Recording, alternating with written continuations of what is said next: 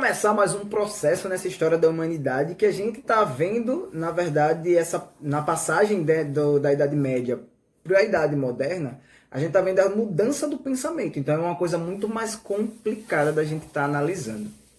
Então eu quero chamar a atenção para vocês para uma coisa aqui.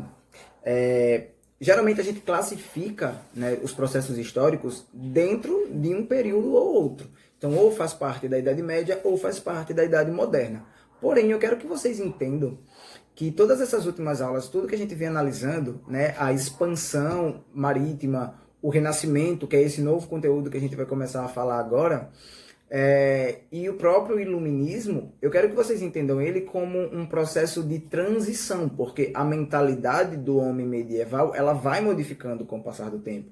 Inclusive, eu estou chamando a atenção para isso porque a gente vai falar sobre isso logo agora de início, nesse novo processo. Certo?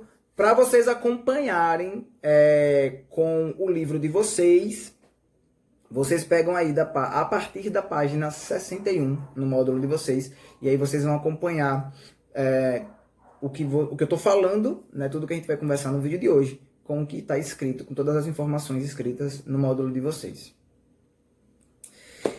Eu vou dividir essa aula de renascimento, eu falei iluminismo, essa aula de renascimento em duas partes, tá? A gente vai falar sobre renascimento hoje, né? As ideias do renascimento, né? Como surgem as ideias do renascimento, o que foi acontecendo no mundo, né? Na sociedade ali mais próximo, que foi fazendo com que essa mudança acontecesse na mentalidade do homem, nessa transição entre Idade Média e Idade Moderna.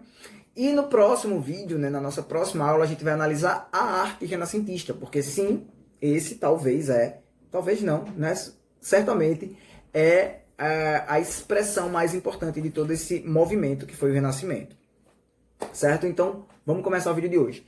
Renascimento. O Renascimento, as ideias do Renascimento, elas vão se somatizando, elas vão acontecendo ali, né, e se acumulando já desde o final do século XIV, né? 1390, 1395, quando a gente tem aí a publicação de alguns livros, né? Por exemplo, a Divina Comédia, de Dante Alighieri, tinha uma visão religiosa muito diferente daquela visão que é defendida pela Igreja.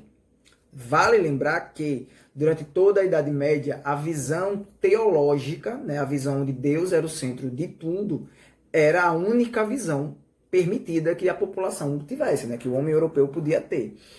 Questionar os valores da Igreja e o poder da Igreja não era nada permitido. Porém, a gente consegue enxergar em algumas obras, ainda antes do período do Renascimento, algumas sementes do que seriam essas ideias. E essas ideias, né, estou citando agora, citei a Divina Comédia como um exemplo, essas ideias elas vão servir para muito, inclusive, como uma base, como um exemplo para o que vai ser o Renascimento.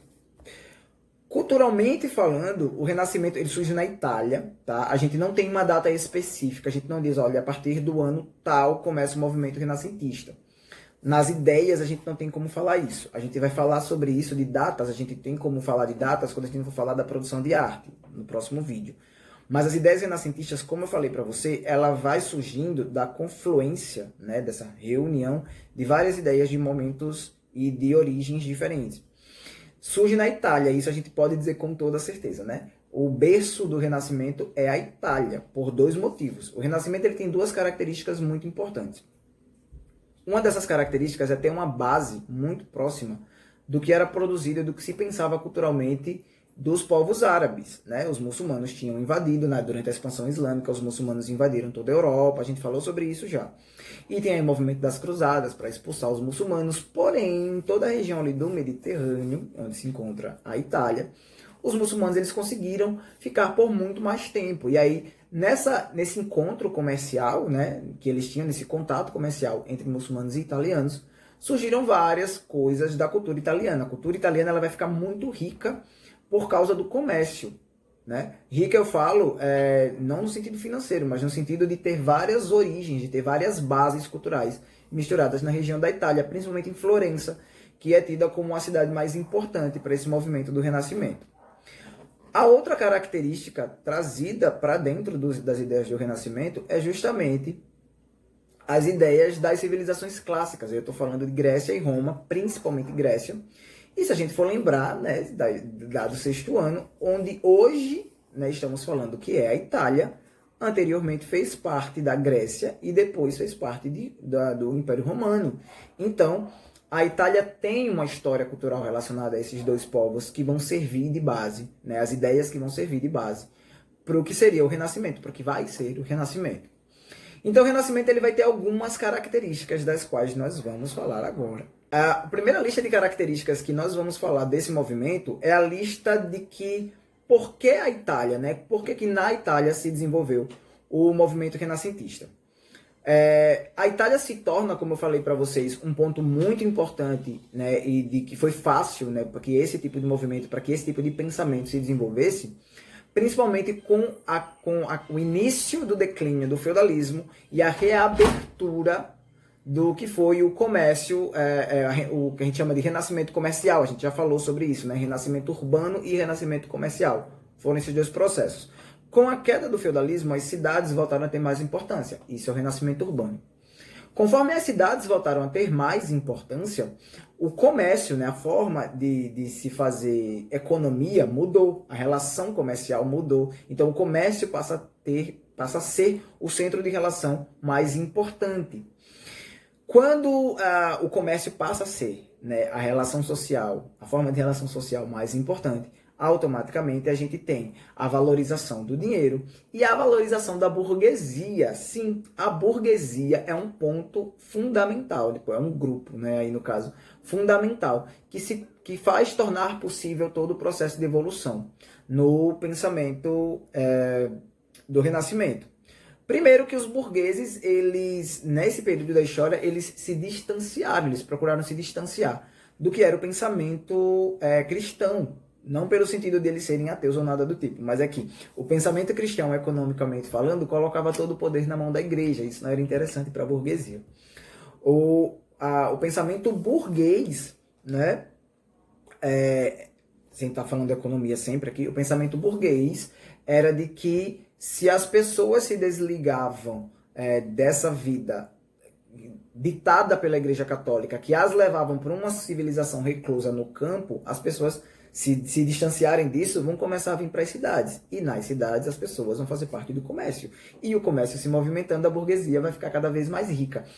Inclusive a burguesia ficar rica ajudou muito na produção do Renascimento, porque grande parte dos burgueses bancava, financiava os movimentos artísticos do Renascimento, né? Mais uma coisa que a gente vai abordar melhor no próximo vídeo.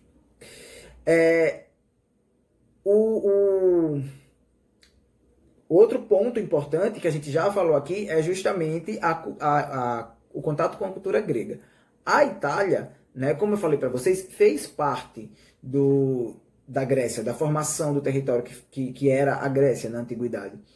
Então, quando a gente fala do pensamento grego, a gente está falando sim do pensamento dos ancestrais do povo italiano. Então, já era uma cultura que automaticamente era italiana. Então, esse pensamento, né, seria uma coisa muito mais nacionalista.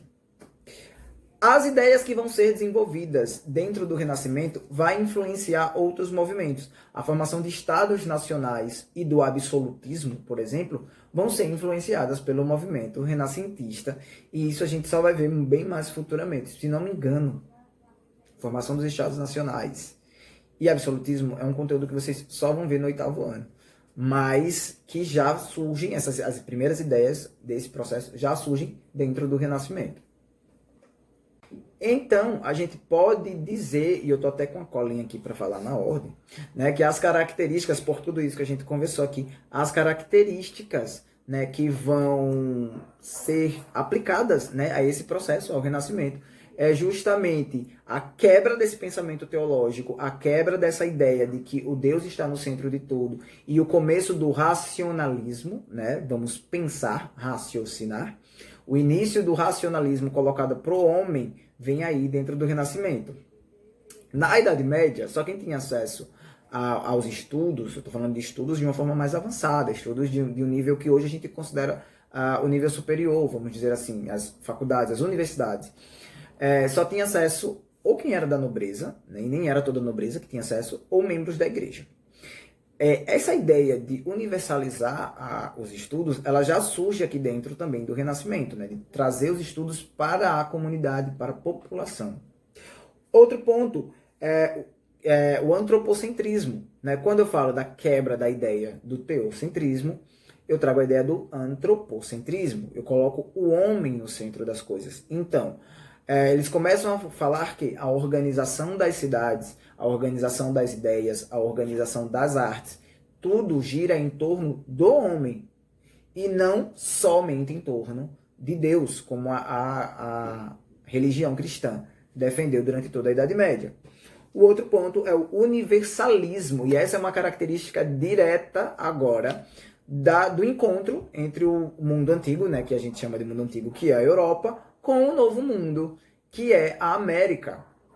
Acabamos de estudar aí expansão marítima. Então, esse processo da expansão marítima, essa descoberta de que existiam outras terras, que ninguém sabia nem o tamanho específico, outros povos com outras culturas que ninguém fazia ideia como funcionava, essa ideia ela foi trazida para dentro do pensamento de, afinal de contas, quem é o homem, né? Filosofia aí. Outra característica, o pensamento filosófico, ele vai fazer parte, e quando eu falo de pensamento filosófico, a gente está falando de retirar o pensamento filosófico somente para a religião e trazer o pensamento filosófico para o homem, para a sociedade. E o individualismo, né? O valor... como é que eu posso falar dessa questão do individualismo? Não é no sentido que nós usamos, mas na questão de valorizar o talento do homem, valorizar o indivíduo. E é por isso que inclusive, vai existir o mecanato, né? Que é a produção, o financiamento para a produção de arte. Né? Durante o Renascimento, havia a valorização dos grandes artistas. Né? Se eu tenho uma técnica de arte mais elevada, isso tem que ser valorizado. É isso que a gente fala na visão de individualismo. E o humanismo, né? Que acho que é o último ponto que a gente pode destacar das características, é o humanismo, que fala justamente sobre a relação. Agora, quando a gente fala de humanismo, é entender o ser humano, a relação... Já tá um quadrinho aqui, a relação do homem com a sociedade, a relação do homem com outro homem. Então, essas foram as ideias, né? A gente falou sobre a origem, né? A gente falou sobre a quebra de ideias do pensamento medieval e esse processo de mudança que vai levar até o pensamento do homem moderno. E a gente falou agora no finalzinho sobre as características do Renascimento. E o nosso próximo vídeo a gente vai falar sobre a produção de arte. Como tudo isso que a gente conversou hoje influenciou a produção de arte dentro do Renascimento. E é isso. Pô, a gente vai ficando por aqui hoje e até mais.